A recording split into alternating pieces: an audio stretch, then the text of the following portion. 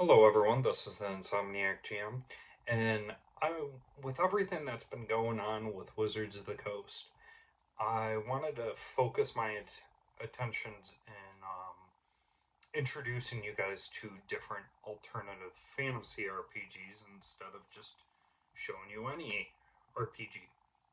So I've selected three different RPGs, and I'm going to start off with one this month. So, for my first one, I'm going to be covering Palladium Fantasy. Now, why Palladium Fantasy? Well, first off, this game has a ton of different classes. You have four different clerical classes, eight martial, five magic, and if you allow the psionics, you have four different psionics for a total of 21 classes. Now, however, the psionics that is optional, but you can play any class and tack on the psionics if you want. Races, there are a ton of races in this game. Keep in mind, I only own the core rule book, and pretty sure there's more options in the other books and whatnot. But you got human, elf, dwarf, gnome, troglodyte, kobold, goblin, goblin, cobbler, orc, and ogre, trolls and changeling, wolfen and soils. You know what? I think I forgot to write one down. I think there's hobgoblin. Yeah, there's hobgoblin also. That's a lot of races right there too. Now, these races I haven't read a whole lot, but with what I know about Palladium, they are known for immense amount of details. So you're not going to be getting these like single word descriptions of the race. You're going to get some history on them from what I've heard from people with lore on the races. The Wolfen are pretty much the only good guys. I hear a lot of bad things with the other races where they're the bad guys. But now, when it comes to the magic system, magic is known as PPE, potential psychic energy. There's also ley lines and ley line nexuses. There's actually a table to roll to see how close the players are to a ley line or a nexus. Now, when somebody is on a ley line or a nexus or close to one, they get boosts, and also depending on the time of day. So, for instance, if you're close to a ley line, you get a 20% boost. But if you're close to one at noon or midnight, that's an extra 20. Or it's 20 extra PPE. So this does affect things. There's ones for different times of the year, there's ones for different times of the day, and one thing I think would be interesting with the game is to go kind of like an Avatar The Last Airbender route, where the villain is waiting for the stars to align to pretty much control a fire meteor or whatever.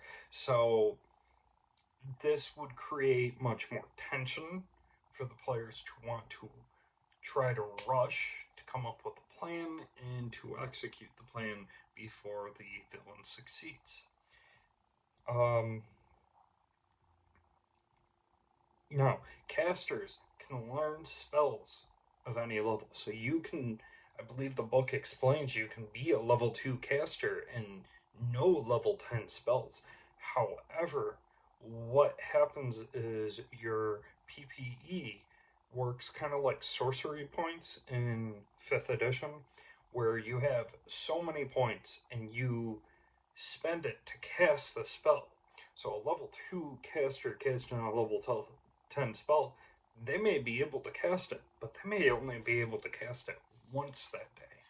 So that's how that works. Now, the dice mechanics for Palladium. This is the only game I plan on covering that is going to use a D20. I wanted to try to stick with games that don't use D20s, so you're not only trying a different fantasy RPG, but you're playing one with different mechanics. But I feel when it comes to Palladium that it's the perfect balance of a class based game and a skill based game together. So for combat, you use the D20, but for skills, you're using the D100. And as you level up, your skills increase and your health and whatnot. Now, another thing too with these games is there is STC. This is kind of like stamina in Starfinder, where you have your hit points and you got stamina in a sense, or STC. So somebody can swing their sword at you like crazy, and once they go all out on you, you just get a bloody lip. And you smear it off, and it's very cinematic. Now, um, I can't quite remember if mega damage is in this. Let me look really quick. That's one thing I'm sorry I should have looked into first. But if it isn't, you can easily put magic in here. I do not see it in here, so that's fine. We can always add MDC into the game if we want. So one thing with popular with Palladium though is you can actually Palladium creates their books in the Palladium Megaverse. What that is there's an RPG called Rifts, and in that world, portals start opening up, and all these different worlds start coming in. Palladium Fantasy is one of these worlds.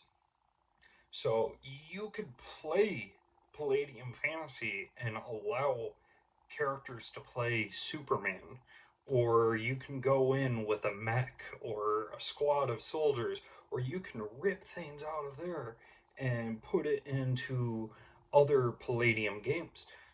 Now, Palladium, their the Palladium Fantasy is on its second edition right now, and they they try to connect all their games. You can take any of their games and just bring them over into the others or mix them together. You know, I have Palladium Australia World Book, and I'd like to use the demons from this book into that. So you can easily convert that stuff, and some of the stuff they have is MDC, which is like SDC, but it's a lot more sturdier. It's if SDC is the equivalent of me just keep punching a boxer until it starts hurting him because I'm not that strong, then MDC would be me keep punching Thanos, and I'm not gonna get lucky with that, but I could hurt him if I got something strong enough to do so.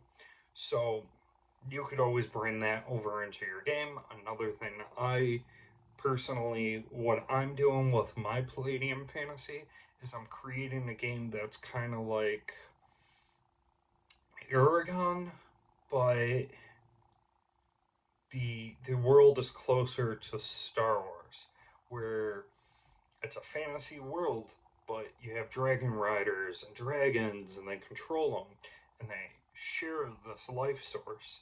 Well, I forget the rules for creating a dragon from Rifts as a playable character into Palladium Fantasy. So this game is very, very versatile. You can do a lot of different things. I will warn you, the book is a little hard to read for newbies, but not as bad as reading After the Bomb for the first time.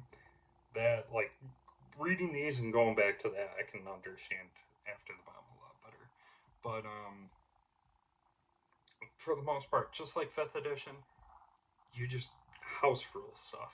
It works so easily, so smoothly, and that's all. So I hope you enjoy this. I will be releasing a video on making a character sheet. I will not be selecting equipment. Um, I'm just going to show you how to generate the stats, choose your skills, you know, and whatnot. So this is my first, and I hope you enjoy. So I'll see you all again next time. Take care.